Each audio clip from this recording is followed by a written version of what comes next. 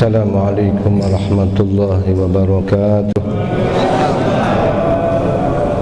Alhamdulillah, salatu wassalamu ala rasulillah Sayyidina Muhammad bin Abdullah wa ala alihi wa ashabihi wa man tabi'ah, amma ba'd.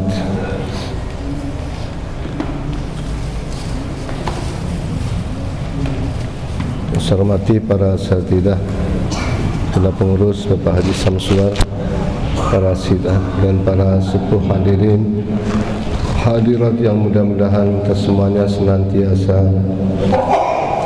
diberikan keberkahan dari Allah dan ridha Allah Subhanahu wa taala.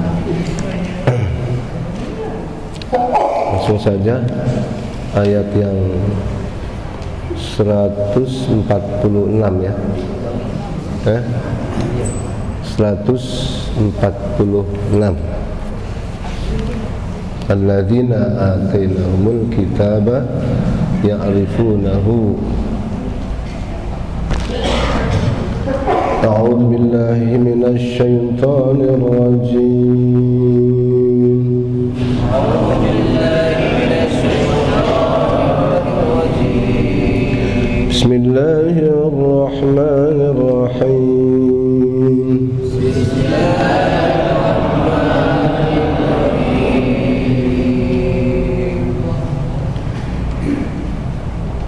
الذين آتيناهم الكتاب يعرفونه كما يعرفون أبناءهم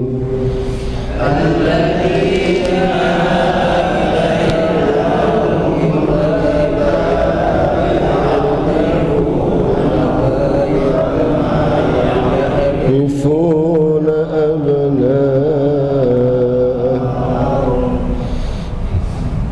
وإن فريقا منهم ليكتمون الحق وهم يعلمون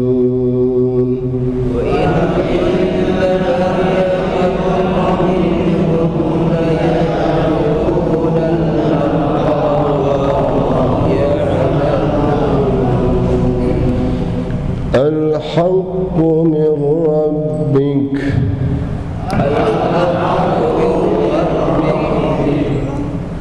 فلا تكونن من الممترين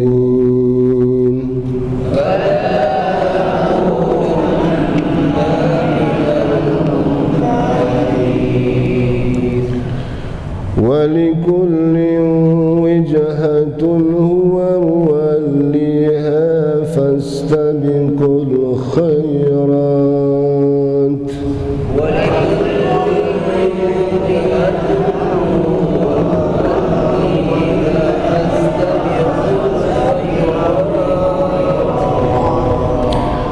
أينما تكونوا يأتي بكم الله جميعا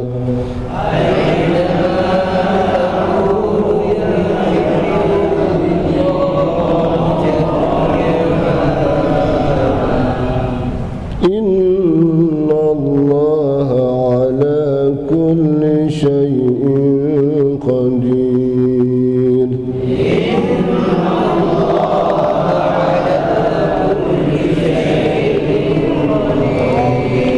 Iya, baca terjemahannya.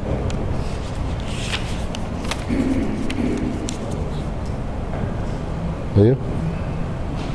Aku berlindung dari godaan syaitan yang tertutup dengan menyebut nama Allah yang Maha Pengasih lagi Maha Pemurah.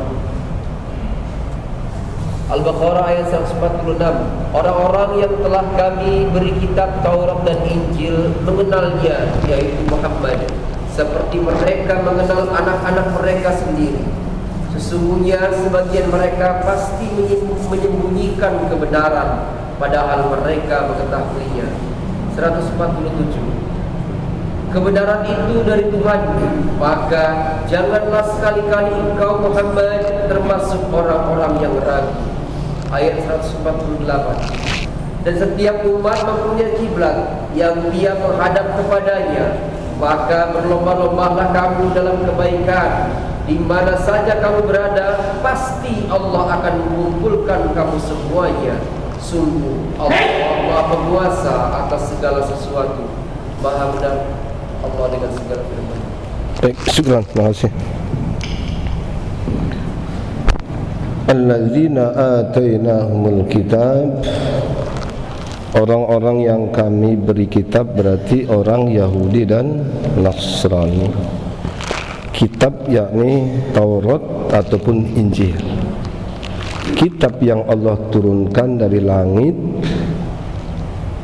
disebut alladzina atainahumul kitab. Ya'rifuna kama ya'rifuna abna'ahum, ya'rifunahu kama ya'rifuna abna'ahum. Mereka begitu mengenal benar kepada Nabi Muhammad sallallahu alaihi wasallam sebagaimana mengenal kepada anak sendiri. Mereka orang Yahudi, orang Nasrani itu tahu, mengenal siapa? Nabi Muhammad sallallahu alaihi wasallam jauh sebelum Nabi diutus atau dilahirkan dan diutus sebagai Nabi terakhir. Artinya bahwa orang-orang Yahudi, orang Nasrani itu bercerita kepada penduduk Madinah bahwa nanti ada seorang Nabi terakhir. Orangnya begini, orangnya sifatnya begini, semua diceritakan dari A sampai Z. Jadi mereka tuh kenal benar, sebagaimana mengenal kepada anak sendiri.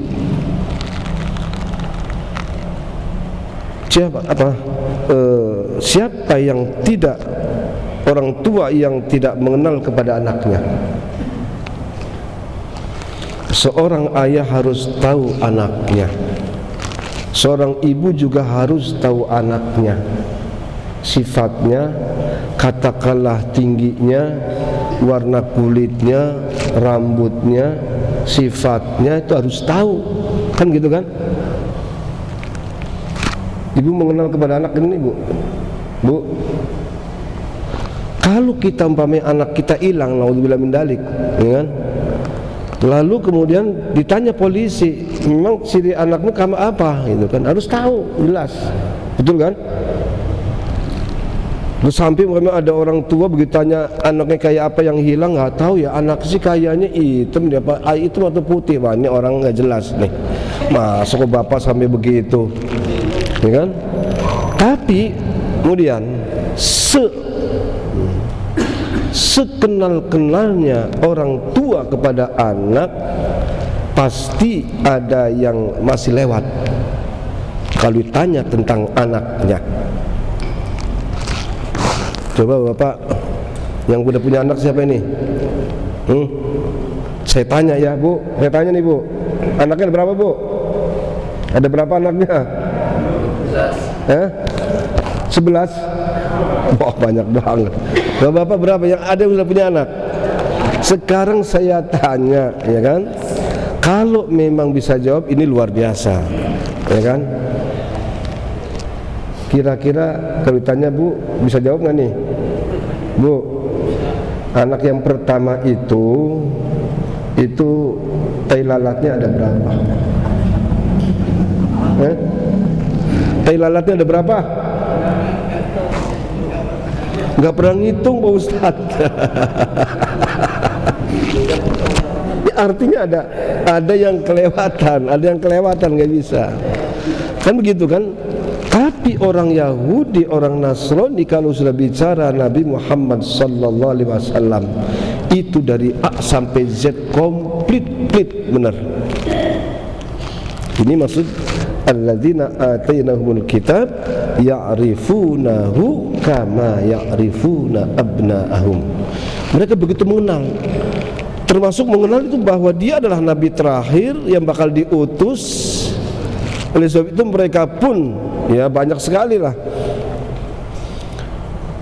ketika mereka perang melawan orang orang-orang kafir di sana.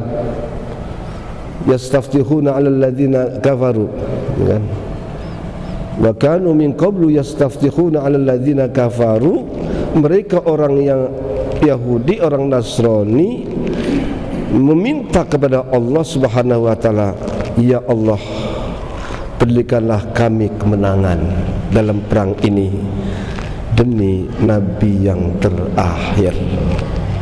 Jadi wasilah kepada siapa? Nabi Muhammad sallallahu alaihi wasallam. Lah orang Yahudi aja berwasilah itu. Wa kanu yastaftihuna 'alal ladzina kafaru.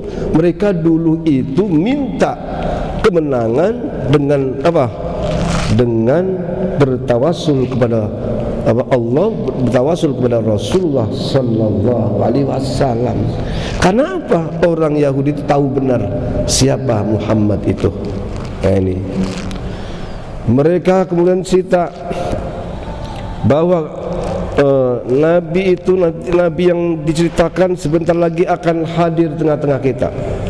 Kalau kamu sekalian, wahai penduduk Madinah, wahai orang-orang kafir, kalau masih belum percaya dengan apa yang kami bawa, kata orang Yahudi, maka kami dengan Nabi yang terakhir itu akan memerangi kamu sekalian. Pokoknya kalau kamu tidak beriman kepada kami bersama Nabi terakhir memerangi kamu sekalian. Ini kata orang Yahudi. Begitu Nabi datang, boro-boro beriman, ternyata yang lahir itu adalah Nabi terakhir dari kalangan atau dari bangsa Arab. Ini masalahnya. Jadi disinilah awal dimana orang Yahudi Nasrani itu menolak kehadiran Nabi Muhammad SAW, karena ternyata Nabi yang dijanjikan bukannya Bani Israel, tapi ternyata adalah orang Arab. Nah ini, maka dikatakan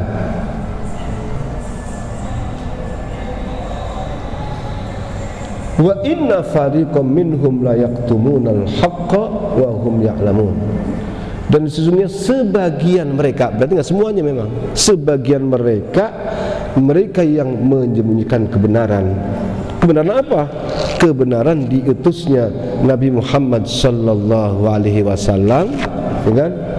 La yaktumunal haqqa wa hum ya'lamun, padahal mereka itu tahu. Ini adalah dosa yang paling besar. Ada kitmanul ilmi, menyembunyikan ilmu pengetahuan. Oleh sebab itu kalau kita ditanya tentang ilmu ini, ilmu itu, kalau memang itu ilmu bermanfaat harus dikasih tahu, dijelaskan. Kalau tidak, maka termasuk orang yang menyembunyikan kebenaran. Wa inna fariqam minal mu'minin wa inna fariqam minhum la yaktumunal haqqa wa hum ya'lamun, ya, bahwa kalau sekelompok mereka menyembunyikan kebenaran, wa hum ya'lamun, padahal mereka itu tahu, ya. Maka pada ayat selanjutnya Allah Subhanahu wa taala menegaskan al-haqqu mir rabbik, kebenaran itu, kebenaran bahwa diutusnya Nabi Muhammad sallallahu alaihi wasallam sebagai nabi terakhir itu kebenaran datangnya dari Tuhanmu. Fala takunanna minal mumtarin, maka janganlah kamu menjadi orang yang ragu, ya kan? Kalau sudah kebenaran dari Allah, ini jangan ragu lagi. Yang sulit adalah ketika kita memahami ini kebenaran hak, sesuatu hak, kebenaran yang mutlak atau kebenaran yang sifatnya sifatnya itu nisbi, relatif. Karena ada dua begini. Ada al-haqqul mutlak, kebenaran yang mutlak. Ada kebenaran yang muqayyad, kebenaran yang terikat atau nisbi. Allah Subhanahu wa taala ini adalah kebenaran yang mutlak. diutusnya Nabi Muhammad sallallahu alaihi wasallam juga secara nyata oleh Allah katakan al-haqqu mir rabbika, kebenaran itu adalah dari Tuhanmu. Nah, kemudian ada kebenaran yang sifatnya nisbi, sifatnya itu adalah relatif. Orang mengatakan ini benar, tapi orang lain mengatakan tidak benar. Ya kan? Ini biasanya hal-hal yang kaitannya dengan ijtihadi. Ijtihadi. Satu contoh beginilah. Sahabat Utsman alaihissalam itu adalah sahabat yang santun, sahabat yang lemah lembut, sahabat yang dermawan, sahabat yang dikagumi oleh malaikat, sahabat yang kata Nabi bahwa malaikat itu malu kepada Utsman. Utsman adalah mantu Rasulullah, sekaligus dua putrinya dinikahi oleh siapa? Oleh Utsman. Ya kan? Ini posisinya luar biasa. Nah, ketika dia diangkat menjadi khalifah, kemudian dia mengangkat pejabat-pejabat itu dari keluarganya.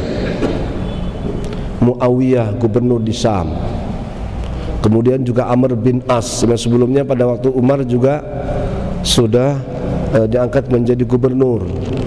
Hampir ya mungkin 70% pejabat-pejabat yang diangkat dari mulai gubernur, apakah itu camat atau lurah, semua itu dari keluarganya. Nah, menurut beliau kenapa dia harus punya ijtihad seperti itu? Karena kalau yang diangkat itu atau pejabat yang diangkat itu dari keluarganya, kalau ada apa-apa itu gampang negornya, kalau salah gampang gaploknya, jadi gampang meluruskannya. Ini karena saudara sendiri. Tapi kalau orang lain kan susah, agak pekewuh. Jadi alasannya begitu. Benar apa enggak? Benar apa enggak ini? Karena ingin kalau keluarganya tadi yang jadi pejabat kemudian dia menentang ataupun tidak taat, gampang menegurnya, gampang memperingati, bahkan kalau perlu dipukul. Kenapa? Karena keluarga sendiri. Ini. Tapi ternyata pandangan orang itu lain. Loh, kok Utsman beda ya? Ya kan? Kok Utsman beda? Wah, ini nggak bisa, ini nggak bener ini. Jadi menurut Utsman itu dari keluarganya adalah suatu yang benar, tapi ternyata bagi orang luar yang lain itu adalah tidak benar. Yang benar itu ya jangan begitu, ya kan? Jadi apa? Jangan dari keluarganya. Ini artinya apa? Kadang kebenaran itu dipahami oleh orang, menurut dia itu kebenaran yang memang mutlak, tapi ternyata menurut orang lain itu adalah tidak benar. Jadi ada kebenaran-kebenaran yang sifatnya nisbi, hampir semua nisbi. Kebenaran mutlak itu hanya Allah Subhanahu wa ta'ala. Quran itu petunjuk kebenaran, tapi kemudian ayat itu ketika ditafsirkan, apakah itu kebenaran? Belum tentu. Kenapa? Pandangan orang itu beda-beda. Itu yang dimaksud, itu menurut orang ini benar, tapi menurut orang lain itu tidak benar. Ini banyak dalam masalah kenegaraan, masalah politik. Oleh sebab itu ketika kita melihat apapun Jangan sampai kita mengklaim bahwa kita itu yang paling benar. Kita harus bisa melihat, ya kan, dua sisi. Di mana sih? Kenapa ini banyak orang yang tadi terjebak, dia meyakini bahwa itu adalah mutlak benar. Ternyata apa? Ternyata meleset pikirannya. Ini sedikit ya. Ketika pilpres ada nomor 1, nomor 2. Iya. Nomor berapa? Nomor 2 kan? Nomor 2 kan? Bagus. Kenapa pada saat itu kita digiring? Seakan-akan Prabowo itu adalah manusia suci yang hebat, yang banget. Iya kan? Karena hebatnya media, hebatnya polarisasi. Tapi begitu selesai, kemana dia? Itulah kira-kira begitu. Jadi jangan gampang kita ini terpolarisasi. Apa? Jadi kalau kebenaran, kalau masih sifatnya ijtihadi, itu bisa benar, bisa salah. Kadang menurut kita ini benar, tapi ternyata menurut orang lain itu tidak benar. Nah, kalau Allah sudah katakan al-haqqu min rabbika, bahwa kebenaran itu adalah dari Tuhanmu, Nabi Muhammad sallallahu alaihi wasallam itu adalah memang benar. Dia adalah Rasul terakhir, Khatamul Anbiya wal Mursalin, itu memang kebenaran yang dari Tuhanmu. Fala tamutunna fala takunanna minal mumtarin. Jangan kamu ragu lagi. Jadi ini, jadi banyak atau al-haq, kebenaran-kebenaran itu ada yang sifatnya kebenaran mutlak, tapi ada kebenaran-kebenaran yang sifatnya nisbi, relatif, ya kan? Apalagi kalau ijtihad dalam fikih, banyak sekali. Menurut kita orang yang kunut itu benar, tapi orang tidak kunut, yang benar nggak kunut. Jangan begitu kan? Itu namanya relatif. Jadi kita ini harus cerdas dalam menyikapi, memahami kebenaran-kebenaran itu. Jadi kebenaran itu, kebenaran yang mutlak itu hanya Allah Subhanahu wa ta'ala. Kemudian